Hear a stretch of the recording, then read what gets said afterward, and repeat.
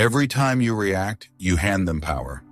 Every time you try to explain yourself, argue your point, or defend your worth, you give them the control they were never supposed to have. And toxic people, they don't need to outsmart you. They just need to provoke you. That's how they win, by pulling you out of your center and into their chaos. But what if you stopped reacting? What if you stopped taking the bait, stopped dancing for their approval, and started protecting your energy like it was sacred? Because here's the truth. Dealing with toxic people isn't about confrontation. It's about evolution.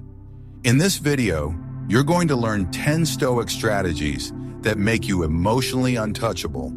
Not cold, not passive, but strong, silent, strategic. So if you're tired of letting manipulative people rent space in your mind, stay with me. This could be the turning point. Number 1. Don't react, respond with stillness. Toxic people don't need to overpower you. They just need to pull a reaction from you. A raised voice, a defensive explanation, an emotional spiral. That's the real prize they're after. And the moment you give it to them, they know they've won. But here's what the Stoics knew. Power doesn't come from reacting, it comes from restraint. Epictetus once said, "Any person capable of angering you becomes your master." In other words, the true loss isn't in what they say, it's in how quickly you lose yourself trying to prove something. Let's be honest. We've all been there. Someone makes a sly comment at work, a partner throws a guilt trip, a family member pushes that one button they know will get to you, and suddenly you're in it, arguing, defending, explaining. But pause for a moment. Who's really in control here? Is it you? Or is it the person who knew exactly which emotional lever to pull? This is where the Stoic shift happens. The shift from reflex to response. From emotional chaos to calm clarity. Instead of reacting out of impulse, you begin to observe. You notice the provocation, the rising heat in your chest, the urge to strike back, but you don't. You breathe, you ground yourself, you stay silent just long enough for your mind to catch up to your emotion, and in that stillness, something powerful happens. You reclaim your choice. You are no longer at the mercy of someone else's behavior. You are in control again. Marcus Aurelius, one of the greatest Stoic emperors, ruled over a turbulent empire, but he ruled himself first. In his private journal, he reminded himself daily, "You have power over your mind, not outside events. Realize this, and you will find strength." This wasn't a poetic idea. It was a discipline, a daily training, and it applies just as much to modern life as it did to ancient Rome. Take the example of Michelle Obama. Throughout her time in the public eye, she faced criticism, stereotypes, and provocation. But instead of reacting emotionally, she consistently responded with poise, grace, and clarity. That wasn't weakness, that was mastery. The kind of inner training that reflects the very core of Stoic wisdom.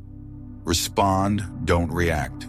Another example, the actor Keanu Reeves, known for his calm demeanor, often chooses silence over confrontation. He's been insulted publicly, had his boundaries tested, and yet he rarely bites back. His stillness unnerves people, but it also commands respect. That's what Stoics understood. Silence isn't passive, it's power restrained, it's presence held with purpose. Ultimately, stillness is not pretending you're unaffected. It's about choosing your response with intention. It's about refusing to hand over your peace to someone who didn't earn it. When you stop reacting, you stop bleeding power. And that's when the shift begins, not just in your behavior, but in your identity. You stop being a puppet, pulled by every trigger, and you become the one who holds the strings. Number 2, train your emotional reflexes. Think of how many years toxic people have spent practicing manipulation. They've sharpened their guilt trips, rehearsed their passive aggression, and mastered the exact tone that triggers your insecurity. And now ask yourself, how much time have you spent training your emotional response? For most people, the answer is none. We walk through life emotionally untrained, hoping we'll just handle it better next time, without ever preparing for the test that always comes. The Stoics never left their peace to chance.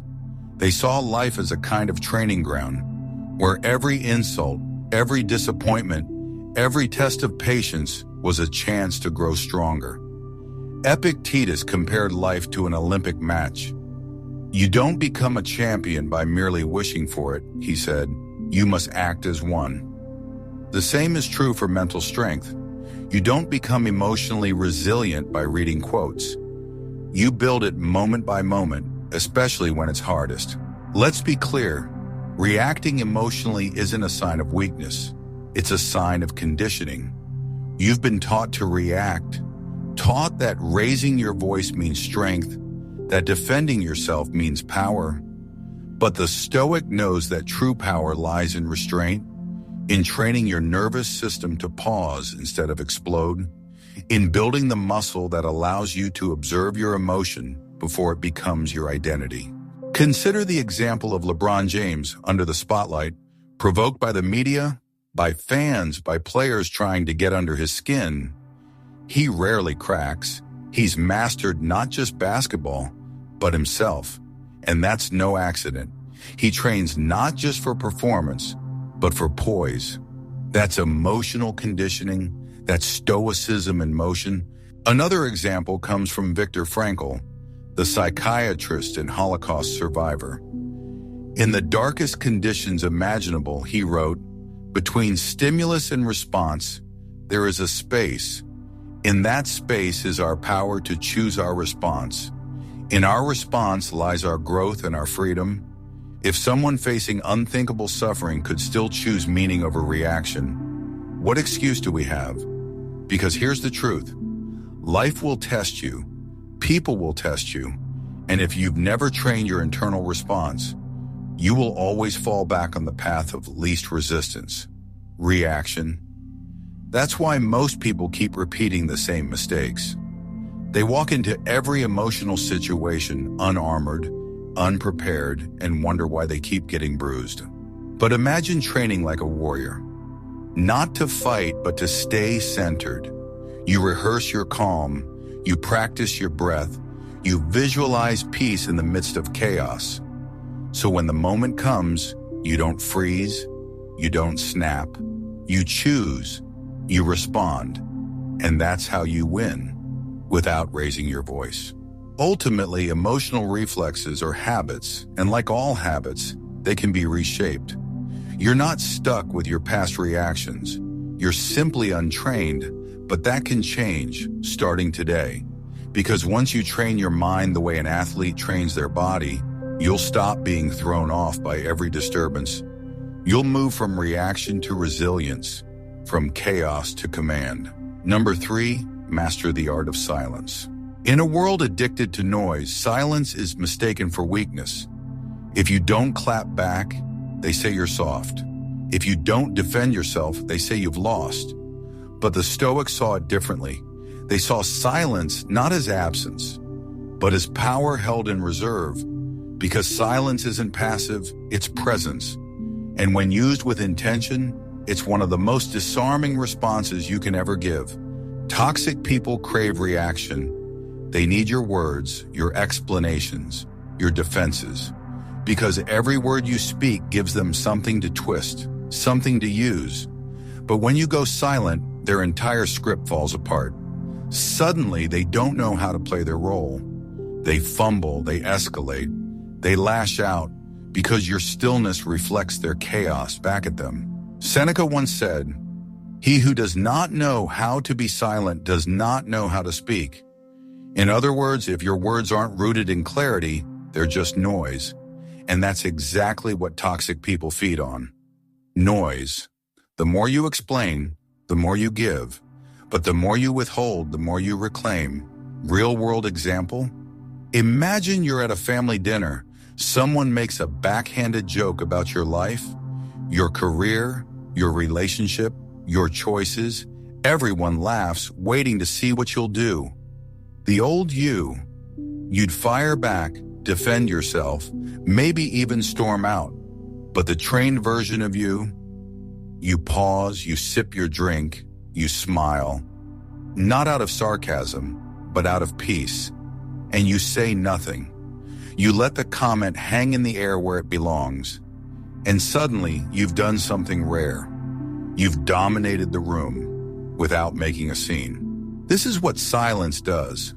It shifts the energy. It removes the emotional oxygen that drama needs to survive.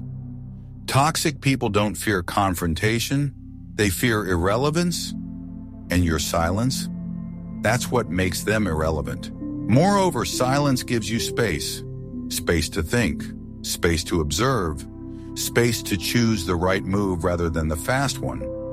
In silence, you don't lose your voice. You learn how to use it wisely. Not everything deserves your response. Not every battle is worth fighting. The Stoic doesn't speak to win the moment. He speaks to preserve his peace. Consider the example of Maya Angelou.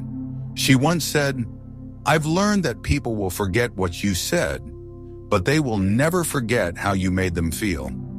She mastered the power of quiet dignity when faced with racism, slander, or ignorance. She often chose silence, not out of fear but out of intention. Her presence did the speaking. And make no mistake, mastering silence is a discipline. It takes strength to stay quiet when provoked. It takes restraint to not feed the chaos with your energy. But the reward is profound. You become less reactive, more grounded, and far harder to manipulate. In the end, silence isn't just the absence of noise. It's the presence of self, and when you truly master it, your stillness will speak louder than any outburst ever could. Number 4, build inner discipline. Most people think discipline is about waking up early, hitting the gym, or checking off tasks on a to-do list. But the deepest form of discipline, the one the Stoics valued most, is internal. It's emotional discipline. It's the ability to remain grounded when your ego is under attack, to stay calm when provoked, to hold your peace when every part of you wants to lash out. That's not softness, that's strength. And more than that, it's freedom. Because here's the hard truth. Anyone can be calm when life is easy. Anyone can look composed when there's nothing testing them. But the real test? It's how you act when your buttons are pushed, when someone disrespects you, when someone tries to guilt trip you, when someone twists the truth to make you doubt yourself. That's when emotional discipline is revealed, not performed, but proven.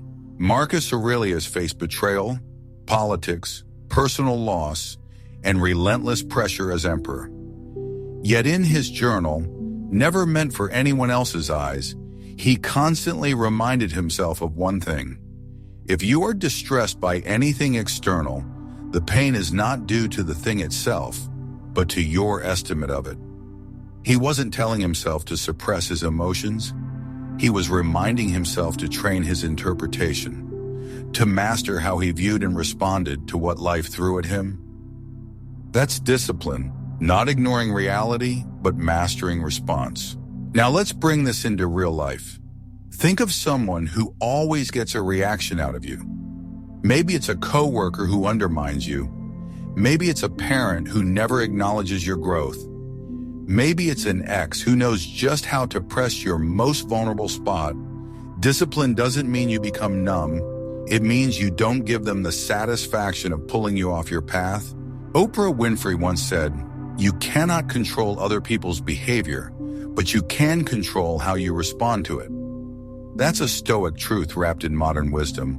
Oprah was often underestimated, criticized, and dismissed, but she never let those voices steer her direction. Her internal compass was stronger than the external noise. Another example, Nelson Mandela. After 27 years in prison, he emerged not bitter, not vengeful, but composed, disciplined, not because he forgot the injustice, but because he trained himself to lead with clarity, not emotion. That kind of strength comes from within, and it's available to all of us if we commit to building it. You see, emotional discipline is like a muscle. The more you use it, the stronger it gets. At first, staying calm will feel unnatural. You'll want to fire back. You'll want to prove your worth. But over time, as you choose peace again and again, that choice becomes your nature, and that nature becomes your superpower. In a world that rewards outrage and overreaction, being the one who stays centered is rare. And in its rarity, it becomes powerful. Because when you build inner discipline, you're no longer controlled by chaos. You become the calm within it. Number 5, detach emotionally, not just physically. Cutting someone off is easy. Blocking a number, walking out of a room, deleting a contact. These are surface-level acts. But if you still replay the conversations in your mind, if you're still hurt by their silence, still scanning for their validation, then you haven't truly detached. You've walked away physically, but emotionally, they still own real estate in your mind. The Stoics understood this long before modern psychology caught up. They taught that true freedom doesn't come from avoiding people. It comes from changing your relationship to what affects you. As Epictetus wrote, it's not what happens to you, but how you react to it that matters. And nowhere is that more relevant than in emotional detachment. Many people confuse detachment with coldness. But Stoic detachment isn't about being unfeeling. It's about being free. Free from emotional enslavement. Free from obsessing over people who don't value you. Free from the need to be seen, heard, or vindicated. Because as long as your peace depends on someone else's reaction, you're not free. You're owned. Here's the trap. You go no contact with someone toxic, but inside you're still performing. You're still hoping they'll notice your absence, still wondering if they'll regret losing you. That string still pulls at your energy, even though they're gone. Stoic detachment is the act of cutting that string, not out of bitterness, but out of clarity. Real life example? Think of a breakup where you blocked them, deleted the photos, but one comment from a friend about them sends your mind spinning. Why? Because the emotional bond was never severed. Detachment didn't happen, only distance, and distance without detachment is a trap disguised as healing. Consider the example of Eleanor Roosevelt. She faced criticism, betrayal, and immense personal challenges in her public and private life. But she once said, "No one can make you feel inferior without your consent." That wasn't defiance, it was detachment. It was the choice to stop granting others the power to shape her self-worth. Another example is Jay Shetty, who often talks about detachment not as disconnection, but as clarity. He once explained how detaching from validation helped him redefine success, not through applause, but through purpose. That shift, he says, was the beginning of real peace. Emotional detachment is not the absence of care. It's the refusal to be consumed. It's looking at someone who once hurt you and feeling nothing, not anger, not revenge, not the urge to respond, just peace. Because peace is what you've built for yourself, not what you expect from others. And make no mistake, detachment takes work. It requires honesty. It means acknowledging the ways you're still tied to people who left, still hooked on old narratives, aching for validation that may never come. But the moment you release that need, you win, not loudly, not dramatically, just quietly, like a door that finally closes.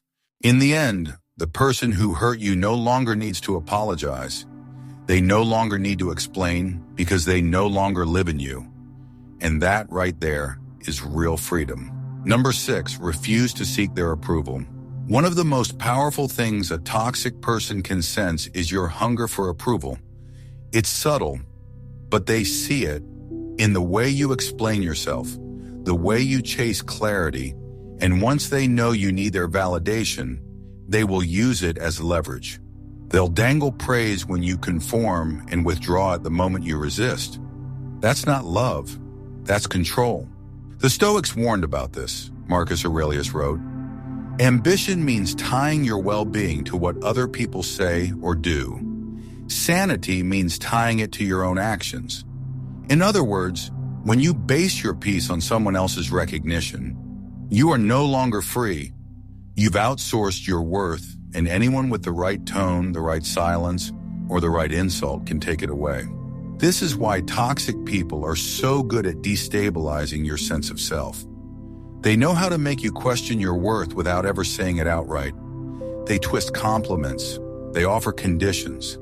They turn your desire to be seen into a game they control. And you keep playing it, hoping that if you just do enough, they'll finally give you what you crave. Approval, acceptance, acknowledgement. But the Stoic path is different. It's not about proving anything to them.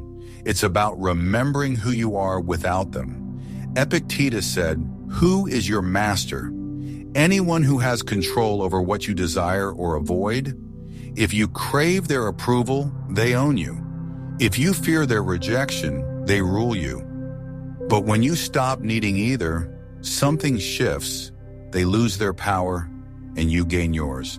Real-world example? Think of the last time someone gave you the silent treatment and it wrecked your day. You spiraled wondering what you did wrong, replaying every detail, not because they explained anything, but because their disapproval triggered your insecurity. That's the trap. Toxic people weaponize uncertainty. And when your self-worth depends on clarity from them, you're always off balance. Consider the example of Brené Brown. She's built a career helping people embrace vulnerability, but even she admits, approval used to hold her hostage. She once said, "Criticism and praise are two sides of the same coin."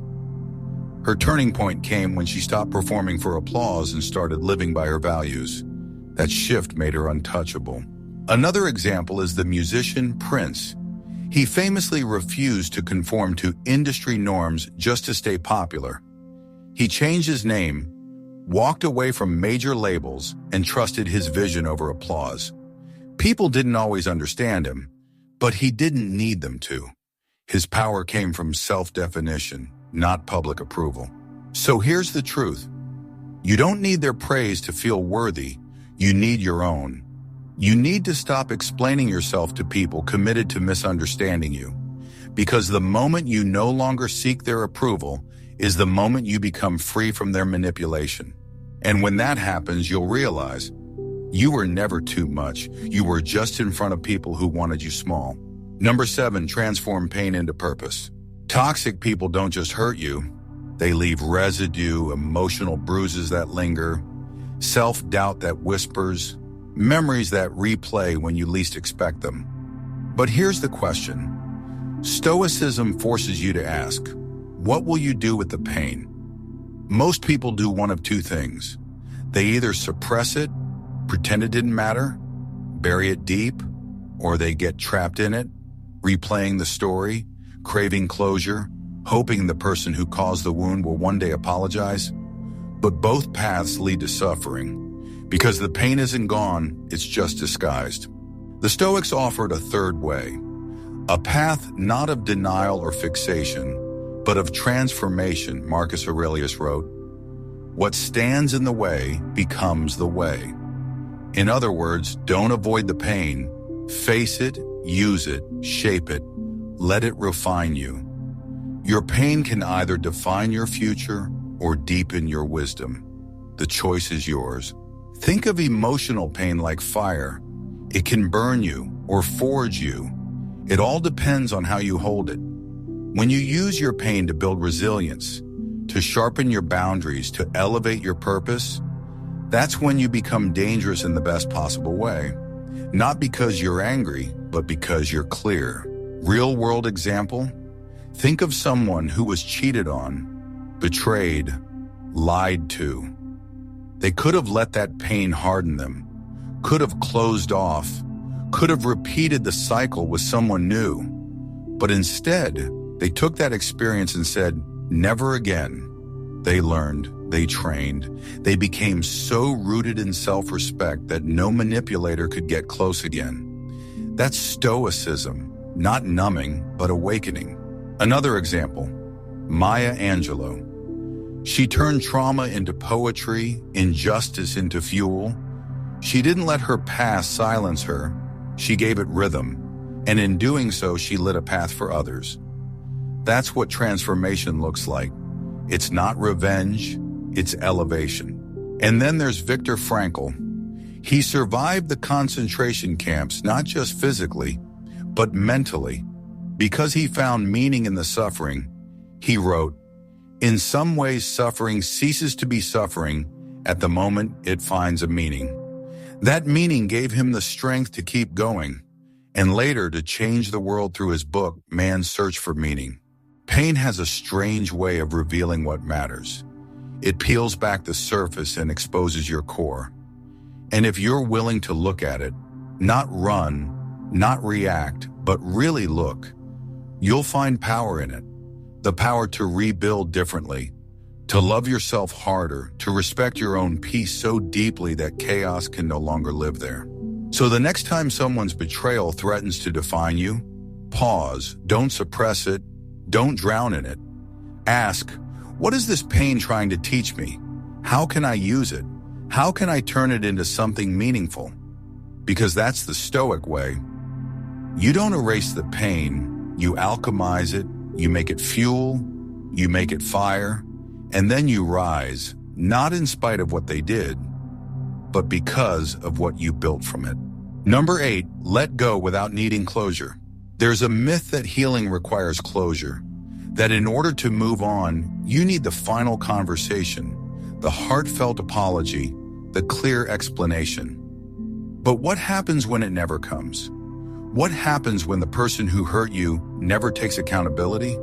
That's when most people get stuck, not in the relationship, but in the waiting. The Stoics knew this trap well. They taught that the only closure that matters is internal. You don't need their permission to let go. You don't need their regret to validate your experience. What you need is acceptance. Acceptance that some people will never admit the harm they caused. And that's not your burden to carry. Marcus Aurelius wrote, "You always own the option of having no opinion." It sounds simple, but it's profound. You don't have to respond to their silence. You don't have to interpret their actions. You don't have to assign meaning where there is none. Letting go isn't about understanding them. It's about releasing your attachment to being understood. Real-world example? Think about someone who ghosted you. They disappeared, no explanation. And now you're left with questions. Was it me? Did I say something wrong? Could I have fixed it? That spiral isn't closure. It's captivity. The mind looping for answers it may never get. The Stoic move. Stop the loop. Accept the unknown. Choose peace over answers. Letting go without closure is like walking away from a locked door. You tried the handle. It didn't open. You could stay there knocking for years, or you could turn and walk toward the rest of your life. It's not easy, but it's necessary, because the longer you stand in front of that closed door, the more time you waste standing still. Oprah once said, "Forgiveness is giving up the hope that the past could have been any different." That's Stoicism at its core. You don't rewrite the story. You don't wait for them to rewrite theirs. You accept what happened, and then you rise beyond it. Another example is Steve Jobs. After being ousted from Apple, he didn't spend his years chasing explanations or revenge. He built something new, he focused forward, and in doing so, he reclaimed his power, not by getting closure from others, but by closing the chapter himself. And that's the key. Closure doesn't come from them. It comes from your decision to stop reliving the same narrative, to stop needing them to feel bad so you can feel better, to stop waiting for an apology that will never arrive, and most of all, to stop making your healing conditional on someone else's awareness. In the end, letting go is not about erasing the past. It's about refusing to be owned by it. You may never get the apology, the closure, the clarity, but you can give yourself the one thing they never could: peace. And that is more powerful than any explanation could ever be. Number 9, protect your energy like currency. Your attention is not neutral. It's a transaction. Every time you give it to someone, you're investing in them. And toxic people know this. They don't always need your affection. They just need your reaction. Because where your energy goes, your power follows. Think about it. Would you hand your credit card to someone who's reckless with money? Of course not. But you'll hand your emotional energy to someone who constantly stirs up drama, guilt, or confusion. And just like that, your peace is overdrawn. The Stoics believed your energy is sacred. They didn't waste it on things outside their control. Epictetus said, "Keep your attention focused entirely on what is truly your own concern." That's more than a productivity tip. It's a philosophy of self-protection. Toxic people thrive on access, not just to your time, but to your emotional bandwidth. The more you argue, the more you explain, the more you obsess. They win because now they've rented space in your head. You didn't sign the lease, but your thoughts, your emotions, they're footing the bill. Real-world example: you're texting with someone who constantly picks fights. They vanish for days, then return with a vague, passive-aggressive message. And suddenly your day shifts. You stop working, you start overthinking, you write a paragraph, then delete it, then write it again. They didn't even say much, but they got exactly what they came for: your energy. Now imagine you treated your energy like a world-class CEO treats time, ruthlessly prioritized, meticulously protected, and never wasted on low-value distractions. Would you spend it explaining yourself to someone who distorts every word? Would you donate it to arguments that leave you feeling drained and ashamed? No. You'd audit your output, you'd tighten access, you'd preserve your mental capital. Serena Williams is a master of this. On the court, she's fierce. Off the court, she's private, focused, composed. She doesn't respond to every headline. She doesn't engage in drama. She protects her peace. Like a professional protects their income, because she knows it fuels her purpose. Protecting your energy doesn't mean building walls. It means building awareness. Awareness of what pulls you in, of what throws you off, of who leaves you anxious after a single conversation.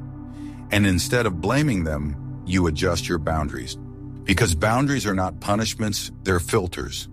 Filters that keep your energy flowing toward what matters: your values, your vision, your peace. So the next time someone baits you into a useless debate, a manipulative question, or an emotionally charged guilt trip, pause. Ask yourself, is this worth my power? Is this worthy of the energy I've trained so hard to protect? The Stoics believed power wasn't just what you did, it was what you didn't let in. And when you stop spending emotional currency on the undeserving, something beautiful happens. Your peace compounds, and your life gets richer in ways noise can never deliver. Number 10, detach from the need for closure. Let's be honest. Most people don't want clarity. They want confirmation. They want closure that sounds like an apology, an admission, a confession. But toxic people rarely give you that. Not because they don't understand, but because they understand too well, and they know silence keeps you hooked. The Stoics would call this a form of internal slavery. Marcus Aurelius wrote, "You have power over your mind, not outside events. Realize this, and you will find strength." And yet, how often do we give that power away in the name of just one more conversation? You see, the real trap isn't the person. It's the hope that they'll finally say what you needed to hear, that they'll wake up and admit they hurt you, that they'll suddenly validate your pain. But what if they never do? What if they sleep peacefully while you keep replaying every word? What if the closure you're waiting for was never meant to arrive? And the longer you wait, the deeper your wounds get. Not from the event itself, but from the story you keep telling yourself about it. This is where Stoicism cuts deep. It teaches you that closure is not something they give you. It's something you give yourself. The moment you stop needing their explanation to move on, that's when you become powerful. Real-world example? You go no contact, you block their number, you don't check their social media, but in your mind the loop plays on, why did they do that? Was I not enough? What if I had just handled it differently? That's not healing. That's mental captivity disguised as reflection. And that's where the breakthrough happens. When you stop needing their voice to validate your experience, when your pain no longer needs their apology to be real, when your truth stands on its own, with or without their acknowledgement. Seneca once said, "He is a great man who uses earthenware as if it were silver, but he is equally great who uses silver as if it were earthenware." In other words, treat every interaction as transient. Appreciate it if it's good, release it if it's not. Don't worship the outcome. Here's a quiet power move. The next time you feel the urge to send that message, to ask for clarity, to rehash the past, pause, then ask yourself, what will this really change? Will their words bring peace, or will it reopen a wound that's already trying to close? Closure doesn't come from their reply. It comes from your decision, your conscious, soul-deep decision to stop carrying pain that isn't yours to fix, to stop bleeding energy into a graveyard of unsaid words and imaginary outcomes. Because when you detach from the need for closure, you become untouchable. You stop knocking on doors that were never meant to open. You stop waiting for people to care who never did. And you finally walk through a door that's been open the whole time, your own. So now you know, dealing with toxic people isn't about confrontation. It's about transformation. It's not about what they say or do. It's about how you choose to respond. You've seen the playbook, 10 ways to become untouchable, 10 shifts that move you from reactive to resilient, from fragile to focused, from emotional chaos to unshakable peace. And here's the truth. You're not broken, you're just untrained. But now you have the tools, you have the philosophy, and more importantly, you have the choice. No one can drag you into drama unless you walk in. No one can steal your peace unless you hand it over. So don't fight for control, own it, don't demand respect, embody it, and don't chase closure, create it. Because the moment you stop reacting, you stop bleeding power. And when that happens, you rise, not to prove them wrong, but to prove to yourself that you were always right to walk away. Stay grounded, stay silent, stay free.